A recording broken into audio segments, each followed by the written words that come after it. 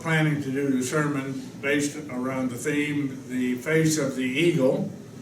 And I thought I would go back and just do a little bit of review by reading some things from, this is the Thomas Nelson, I believe it is. Thomas Nelson, New King James Bible. And it has information in it which relates very much to the themes that I had been speaking about, the four views of Christ. And so I'm going to just spend a little bit of time here this morning in the sermonette and read some of these things to you. The start of four different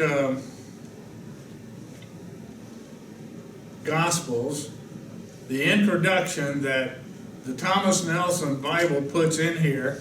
I didn't know it was here until the last time I spoke back in August on this subject. Mr. Kessler brought me his Bible afterwards, and he said, "It's all right here in the front of this Bible. Exactly what you've been saying." And so I went down and bought a copy of that Bible. And I'm going to read to you. Maybe it'll help to refresh your memory if we're going to go back to that theme. And we can look at it and think about it together. Here's what the Thomas Nelson Bible says at the introduction to the book of Matthew. Matthew, and this is not part of the scripture. This is their addition to explain the book of Matthew to a degree. But it's not scripture, so I'm not telling you that it is. Matthew is the gospel written by a Jew. Matthew was, I don't know if he's a Jew, but at least an Israelite. And it said, written by a Jew to the Jews about a Jew. You say that is what's true of the book of Matthew. And you remember we talked about that. And we'll cover a little bit about that today as I pick up a little bit of the review on that.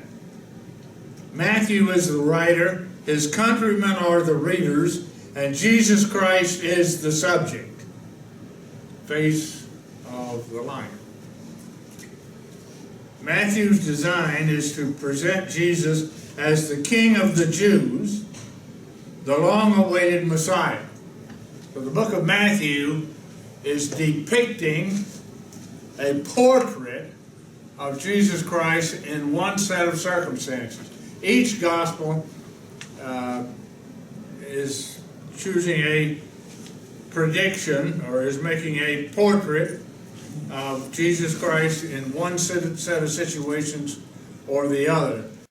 And so the readers here, it says,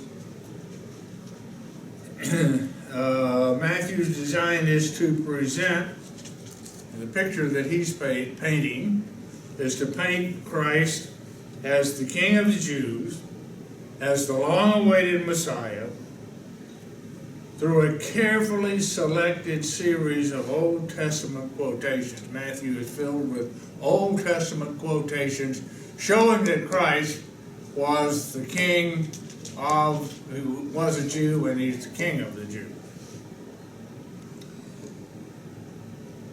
Matthew documents Jesus Christ's claim to be the Messiah, his genealogy, his baptism, messages, and miracles all point to the same inescapable conclusion.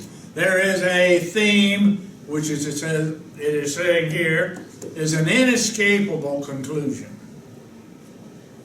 Christ is King. That's the conclusion. Even in his death, seeming defeat is turned to victory by the resurrection, and the message again echoes, the King of the Jews lives. At an early date, this gospel was given the title Katramation, according to Matthew. As this title suggests, other gospel accounts were known at that time. The word gospel was added later.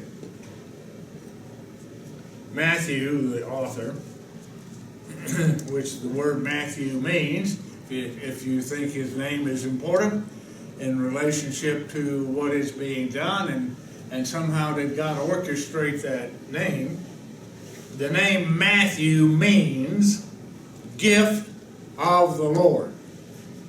And so you can look at this book written by Matthew as a gift from the Lord. And it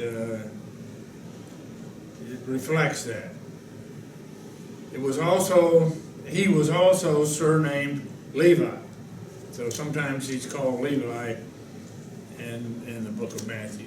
But you can see how Thomas Nelson in their Bible is saying that the book of Matthew is the face of the lion. Here's what it says about the Gospel of Mark. The message, and this is again Thomas Nelson's editing to or providing additional material in addition to what the Bible itself has to say. So this is not part of the scripture that's in the Bible, but it's their opinion about what this book is reflecting. The message of Mark's gospel is captured in a single verse. This is what he is saying. Now, you remember we talked about the face of the ox, and the ox is a symbol of what? You know, the lion is a symbol of the king. Face of the lion. Ox is the face of ox.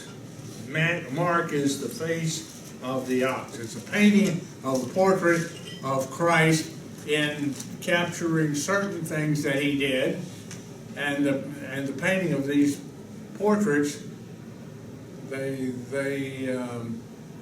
put some responsibility on the author to choose the ones that reflected what their assignment was as far as painting this. Here, the Gospel of Mark is the face of the ox. What's the ox? The lion is a symbol of king. Matthew is about Christ as a king. Ox is a symbol of work, a great work animal. And so when it says the face of the ox, it's writing about Christ and the service that he performed. The message of Mark's gospel is captured in a single verse. That verse is, the Son of Man did not come to be served, but to serve, and to give his life a ransom for many. That's Mark chapter 10, verse 45. It tells you what how Mark is presenting Christ as a servant. The ox is a symbol of service. Chapter by chapter, the book unfolds the dual focus of Christ's life, service, and sacrifice. He's presenting Christ. The picture that he's painting of Christ is as a servant. Ox is a picture of a servant. Mark portrays Jesus as a servant on the move, instantly responsive to the will of the Father. By preaching, teaching, and healing, he ministers to the needs of others, even to the point of death. After the resurrection, he commissions his followers to continue his work in power, servants following in the steps of the perfect servant. And that's you, isn't it? You are the servants that are following in the steps of Jesus Christ, continuing his work in power. Servants, it says, following in the steps of the perfect servant. The ancient title for this gospel was Katamakrion, according to Mark. The author is best known for his Latin name Marcus, but in Jewish circles he was called by the Hebrew name John. And it gives you a couple of scriptures to that. John, whose surname was Mark. He was called in a couple of those scriptures John, whose surname was Mark, and that's the writer of the Gospel of Mark. The third one is the Gospel according to Luke. And Luke, the introduction here, Luke is presenting Christ as the face of the man. Matthew presented him as the king in the kingdom, the king of the Jews. Mark presented him as the great work being, the person doing the work of God the Father, the ox. Symbol of that kind of service and work. Luke his assignment is to portray Christ, to paint his portrait of Christ as a human being. And so the entire book of Luke revolves around that theme. Here's the introduction to what it says here, and we won't go on into John because we'll get into that in the sermon. Luke, a physician, writes with compassion and warmth of a family doctor as he carefully documents the perfect humanity of the Son of Man, Jesus Christ.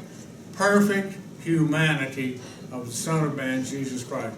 Christ is being portrayed as a perfect man. In fact, he is setting a pattern for us, face of the man, setting a pattern for us in how we ought to live our own lives, following the example of Christ in all things.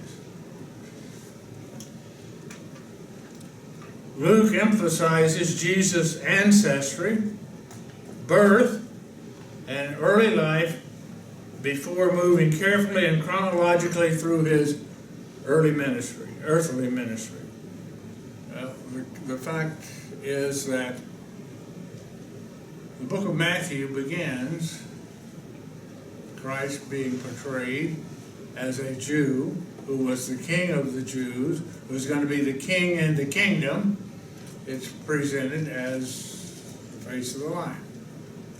Mark as the face of the ox.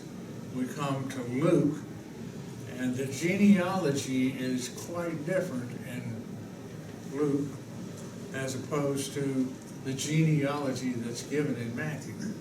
You see, Matthew traces the genealogy of Christ back to Abraham.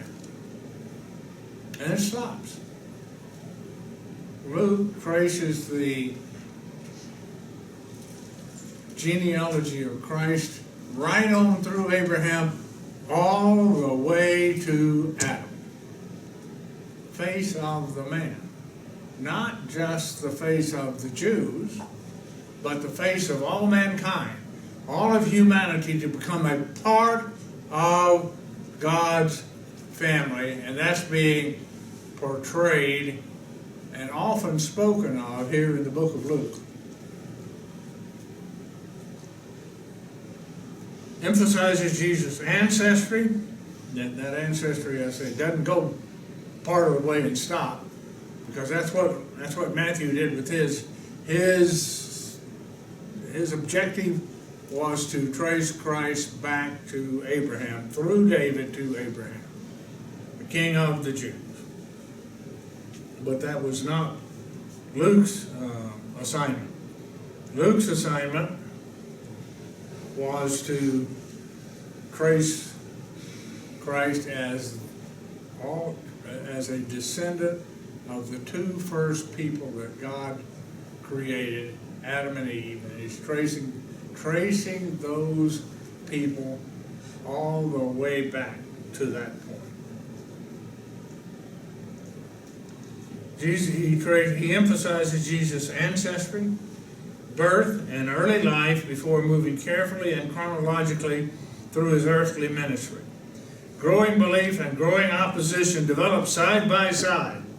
Those who believed are challenged to count the cost of discipleship. In Luke 14, it says, you count the cost. If you want to be my disciple, there's a price associated with that. And you're going to have to pay that price throughout the rest of your life. And you're going to have to do the same kind of things that I did. Hopefully we don't die like he did, but we can't be sure that we won't. Those who believe are challenged to count the cost of discipleship. Those who oppose will not be satisfied until the Son of Man hangs lifeless on a cross. The resurrection ensures that his purpose will be fulfilled, to seek and to save that which was lost.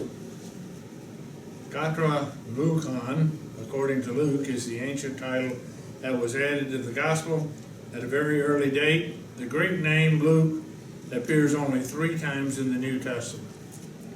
And so those are the 3 introductions that reflect for us 3 phases that we've already covered, 3 different portraits, 3 different views of Christ. And so we'll talk about the Gospel of John and some of the things that relate to it in the sermon.